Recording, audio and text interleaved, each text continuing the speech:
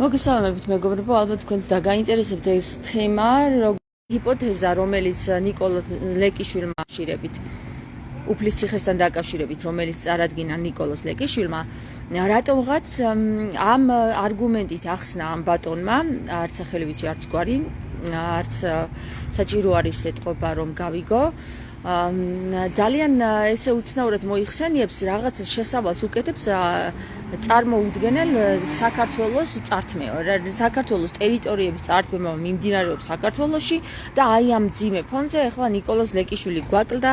რომ ეს კვლევები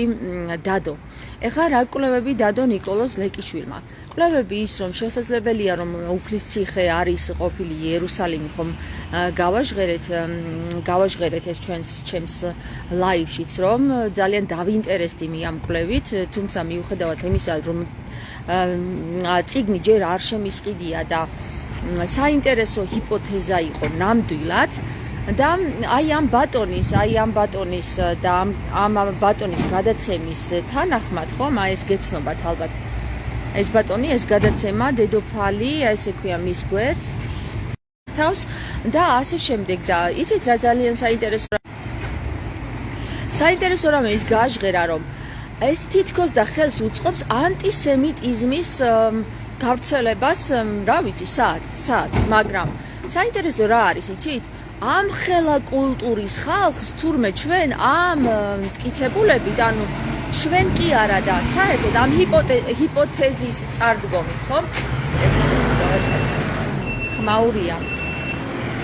ამ ჰიპოთეზის წარდგენით თითქოს და ჩვენ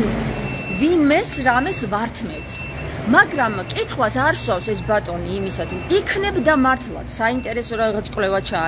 ჩაატარა ნიკოლოზ ლეკიშვილმა, იქნებდა მართლაც ვწდებოდ ხო და რა თურმე ესე იგი ამდენი ხნის განმავლობაში მთელი ისტორიკოსები, ეს ჩვენი ისტორია და მეცნიერები ვწდებოდნენ.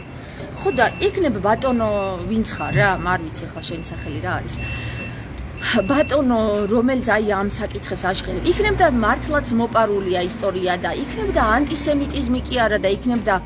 ის ადამიანები, რომლებიც დღეს ისაკუთრებენ მასალა არის არქეოლოგებმა გავაჟღეროთ ის რომ რამდენად სანდო არის ეს თემა, რამდენად არასანდო არის და რამდენად მტკიცდება და რამდენად არ მტკიცდება. იმის მაგივრად რომ მოვყვეთ ესე იგი ერთმანეთის კრიტიკას და დავიწყოთ ერთმანეთის მტაცებლობა და ტაციაობა არაჩემიო. იცით რა არის ბატონო? ანტისემიტური განცხადება ეს არ ყოფილა რაც ნიკოლოზ ლეკიშვილმა გააცხადა და არც ის იერუსალიმი ყოფილა სადაც ჩვენი წინაპრები მიდიოდნენ და იქიდან მოჰქონდათ ესე იგი ზოგს დავითს ქვები და იმას კვართი და იმას ასე შემდეგ, არამედ აბა კარგად დააკვირდით საქართველოს ტერიტორიაზე რამდენად ახლოს არის ის ტერიტორიები რომლებსაც ერქვათ თუნდაც ქართლის ცხოვრებაში მოცემული, რომელსაც ერქვათ თუნდაც უფლისციხე, თუნდაც მცხეთაში მყოფი ქართლუსის ტერიტორია და თუნდაც დღევანდელი გეცამანია და ჯვარი და ასე შემდეგ. აუ, იცით რა არის მეგობრებო, რაღაცნაირად ისეთი რაღაცები ჟღერდება, რომ გული ამომივარდება, ეხლა ესე მგონი. ის მეცნიერად არის ჩათვლილი თუ არა, ის უკვე რადგან კვლევა ძიებაში ეს ადამიანი ის უკვე მეცნიერად ითვლება. ეხლა მე ცოტა აღელვებული კი არა, ძალიან აღელვებული, იმიტომ რომ არასამართლიან რაღაცებს ვისმენ ამ ბოლოს და კიდევ რა სიტყოდა ეს კაცი, ნახევარ ვიდეოს უყურებ მარტო. ამაზე კიდე სახლში რომ მივარ, ჩავწერ აუცილებლად მთლიან ვიდეოს განვიხილავ და აი ამ კაცს კრიტიკები რო აქვს ვიღაცეების მიმართ, თავისთავად შემოუტრიალდეს და შეხედოს, რამდენად დამახინჯებულ ისტორიას გვაწვდიდნენ დღეს და რამდენად დამახინჯებულად გვაწვდის ეს ჯერ ეგერთი ძალიან დიდ რეკლამას უკეთებს ამ ჰოლოკოსტის მდგომარეობას, რომ როგორ გაწყვიტეს 7 მილიონი თუ 6 მილიონი ებრაელი. ამას არავინ არ ეხება, როგორ გაწყვიტეს ისინი და როგორ შეაცდინეს ყველა მაშინ, მაგრამ ჩვენ რას ვახებით, იცით, სულ არ გვაინტერესებს ჩვენ ვინ ვის რას წარმოადგენდა და რა ეროვნებას წარმოადგენდა, ჩვენ გვაინტერესებს ერთი რამ. რა როგორ იყო? აი ეს გვაინტერესებს რა. სად რა როგორ იყო და მთავარი მიზანი ჩვენი უნდა იყოს რომ მტკიცებულებებით მატერიალური მტკიცებულებებით, არა მხოლოდ მოგონილი ისტორიებით, რომელიც ბაბილონიდანო რომ ბაბილონიდან რომ გამოიქცნენო ისრაელიტებიო მე შეაფარეს თავიო და ხოცავდნენ რაში მაინტერესებს იქნებ ის ბაბილონი აქ იყო რაში მაინტერესებს ვინ გამოიქცა და ეხლა გავხდე რაღაცნაირად გულშემატკივარი იმ ხალხისა რომელმაც ქრისტე აცვა ჯვარს ქართლის ცხოვრებაში პირდაპირ გიწერიათ ბატონო არ ვიცი რამდენად ჩაგიხედავთ თქვენ ქართლის ცხოვრებაში რომ პირდაპირ გიწერიათ რომ ჰურიები რომლებიც იყო დასახლება ქართლში ჰურიები რომლებიც გამოქცეული საიდან ბაბილონი სად იყო კიდე საკითხავი არის რომელ ადგილზე იყო ბაბილონი და არა ქართლს გარეთ იყო საქართველოს ტერიტორიების გარეთ შესაძლებელი არ ყოფილიყო ეს ბაბილონი არამედ შესაძლებელია რომ ეს ბაბილონი სწორედ საქართველოს ტერიტორიაზე ყოფილიყო და სწორედ ამაზე გვაქვს საკითხი რომ ჩვენ როდესაც გავაჟღერებთ ამა თუ იმ ჰიპოთეზას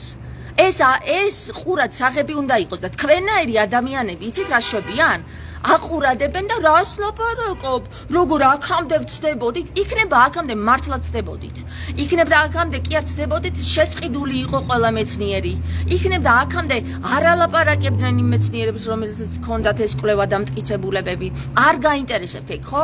თურმე ის ნიკოლოზ ლეკიშვილი რომელმაც ესე იგი 20 წლის მანძილზე რაღაცა კვლევა აწარმოა არაფერი არ ყოფილა ნაგავში გადასაყრელი ყოფილა და ის ბერძენიშვილები და აი ისინიო ბერძენიშვილები ახსენა როგორც ისტორიკოსები აი ისინიო ცდებოდნენო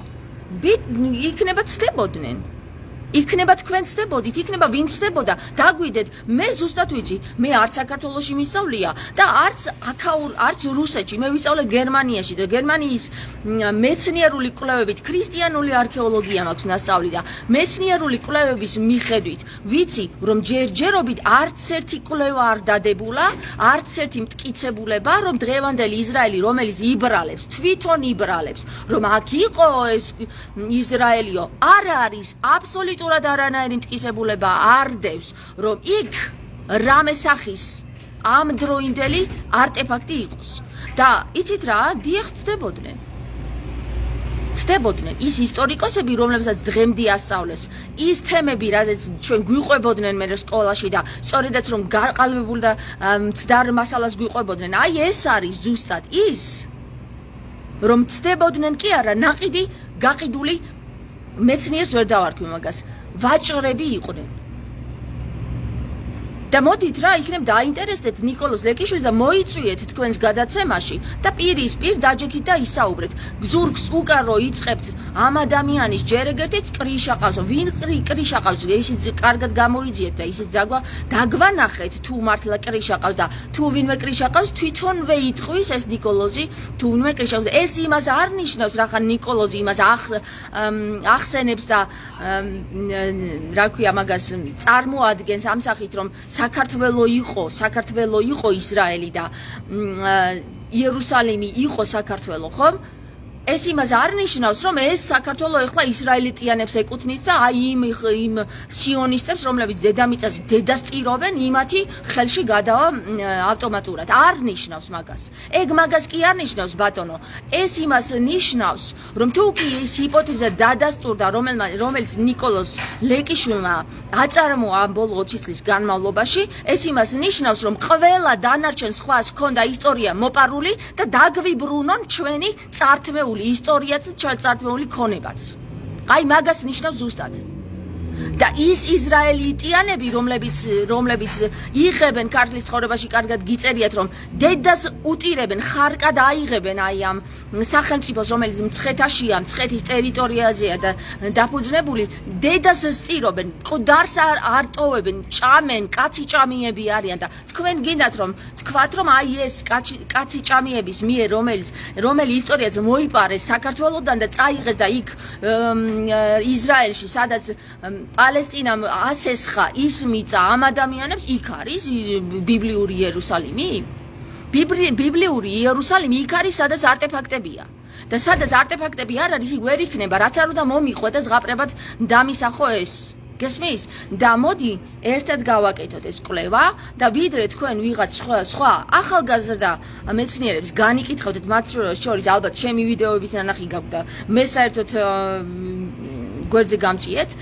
აი იმიტომაც თქვენი სახელი საერთოდ არ მაინტერესებს რა არის, მაგრამ გეუბნებით რომ აი ნამდვილად ყურად მისაღებია და ანტისემიტურ რეკლამას კი ნუაკეთებთ.